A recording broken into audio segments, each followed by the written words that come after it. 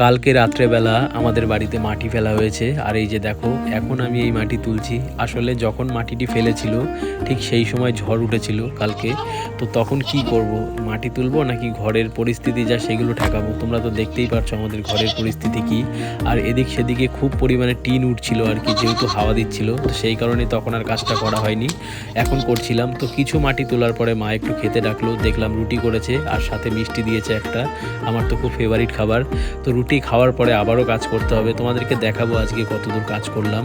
তো সত্যি রুটি আর মিষ্টি খেতে খুব ভালো লাগছিলো, যেহেতু খুব খিদে পেয়ে গেছিলো। তো তারপরে মাটি তোলা হয়ে গেছে, মাঝখানে আর ভিডিও করা হয়নি। তো মাটি তোলার পরে ভিটের যে মাটিগুলো মানে উঁচু হয়েছিল সেগুলো আমি সমান করছিলাম। আসলে ক্যামেরা মানে ফোন দিয়ে ভিডিও করতে করতে কাজ করতে একটু অসুবিধা হচ্ছিলো, তবে যাই হোক তোমাদের সাথে শেয়ার করব বলেই ভিডিও করছিলাম আর কি। তো দেখো ফাইনালি আমাদের কাজ প্রায় কমপ্লিট হয়ে গেছে। এখানে যা মাটি ছিল আমি সব সমান করে দিয়েছি দুটো ভিটেরই। তো তারপরে একটু গাজর খাচ্ছিলাম, যেহেতু মানে একদম এনার্জি লস হয়ে গেছিলো।